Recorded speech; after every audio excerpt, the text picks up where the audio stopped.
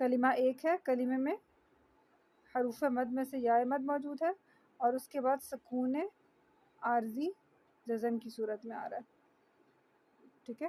اور اگر خبیر بازیر یا بی یہاں پہ لین ہوتا تو مد ہوتی مد عارض لین وقفی، اور مد عارض وقفی کی مقدار ہے 246 اور مد عارض لین وقفی کی مقدار بھی ہے 246، جبکہ مد عارض وقفی کی اولا مقدار 6 ہے، جبکہ مد عارض لین وقفی کی اولا مقدار 2 ہے، ٹھیک ہے. اور یہاں پہ جو ہے مد عارض وقفی ہو رہا ہے تو ہم نے 6 کاؤنٹ دیا خبیر.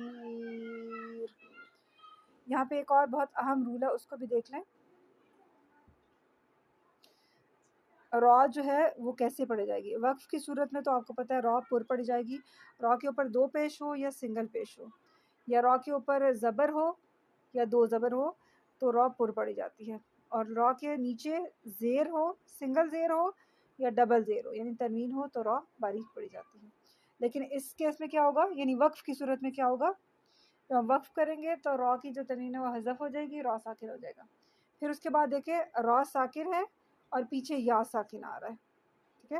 جب بھی را ساکن آ جائے اور پیچھے یا اور اس کے اوپر ساکن آ جائے، جب بھی را ساکن آ جائے اور اس کے پیچھے اس کی بیک سائڈ پہ یا ساکن ہو، اسپیسیفکلی یا ہو اور وہ ساکن ہو، تو ہم اس را کو باریک پڑھیں گے، ٹھیک ہے. یعنی اس سے پیچھے جا کے حرکت کو نہیں دیکھنا. اگر پیچھے یا ساکن آ گیا ہے را ساکن سے پیچھے تو ہم نے وہیں پہ سٹاپ کر دینا ہے. یہ را ساکن باریک پڑی جائے گی یا ساکن کی وجہ سے. پیچھے کوئی بھی حرکت ہو سکتی ہے، زیر بھی ہو سکتی ہے، زبر بھی ہو سکتی ہے، وہ زیر یا زبر اس را ساکن پہ افیکٹ نہیں کرے گی.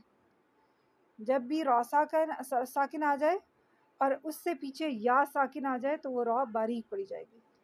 جب بھی را ساکن آ جائے اور اس سے پیچھے یا ساکن آ جائے تو وہ را باریک پڑی جائے گی. مزید پیچھے جا کے کوئی حرکت دیکھنے کی ضرورت نہیں. یہ کانسیپٹ سمجھ میں آیا؟ یہ بات سمجھ میں آئی ہے؟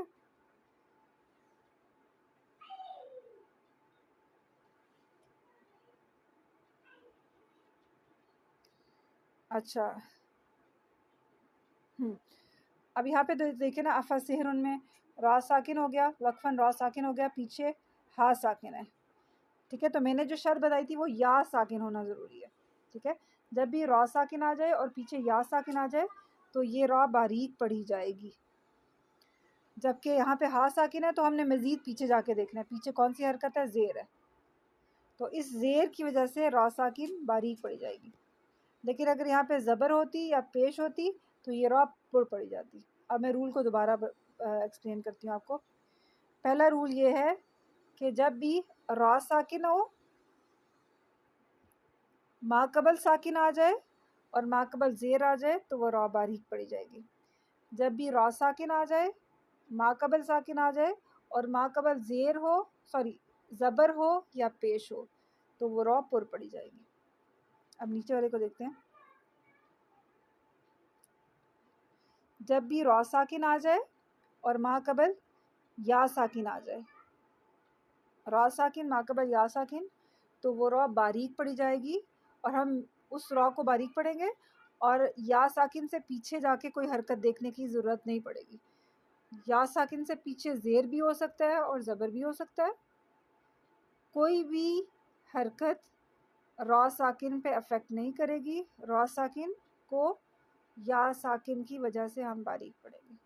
جی اب بتائیں، نہیں سمجھ آئے تو پھر میں دوبارہ ریپیٹ کر دیتی ہوں.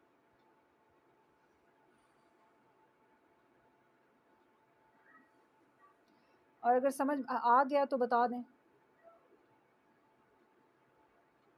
چلے الحمدللہ. اچھا، نیکسٹ ٹاپک ہمارا سٹارٹ ہونے والا ہے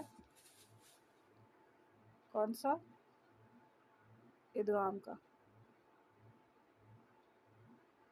ٹھیک ہے، ادغام کا سٹارٹ ہونے والا ہے. اچھا، میں نے کل آپ لوگوں کو بتایا تھا کہ غنہ کے لیولز کے بارے میں، ٹھیک ہے. تو سب سے زیادہ کم غنہ کب پایا جاتا ہے؟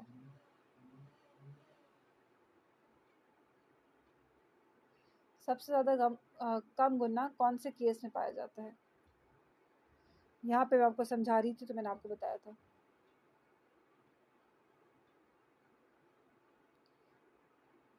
آپ کو یاد نہیں ہے؟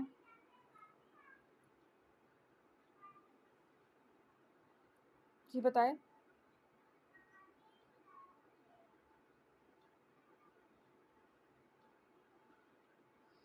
سب سے زیادہ غنہ کہاں پا جاتا ہے؟ سب سے زیادہ غنہ، ٹھیک ہے، ادغام میں. صحیح. جب بھی ہم ادغام کرتے ہیں، ادغام مال غنہ کریں، یا واو میم نون ساکن کے بعد یا واو میم نون آ جائے، یا پھر ادغام شفوی ہو، میم ساکن کے بعد میم متحرک آ رہا ہو، تو ہم وہاں پہ سب سے زیادہ 2 کاؤنٹس کا غنہ کرتے ہیں. ٹھیک ہے. اس کے علاوہ کہیں بھی نون مشدد آ جائے یا میم مشدد آ جائے تو ہم سب سے زیادہ غنہ کرتے ہیں، یعنی 2 کاؤنٹس کا غنہ. ٹھیک ہے.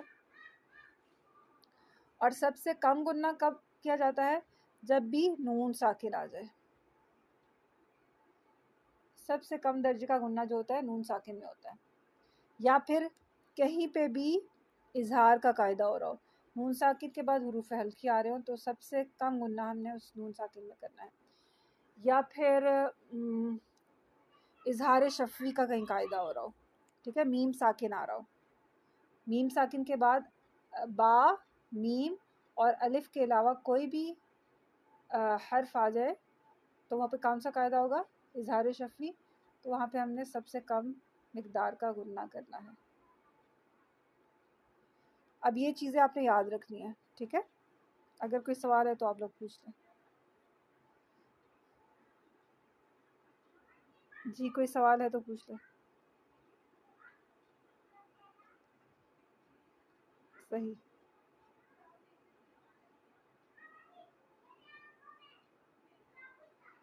چلیں انشاءاللہ. یہ بس ابھی میں نے آپ کو ابھی اتنا پریکٹیکلی زیادہ بتایا نہیں ہے، صرف آپ کو کچھ ہنٹس دیے ہیں، آپ ان کو یاد رکھیے گا.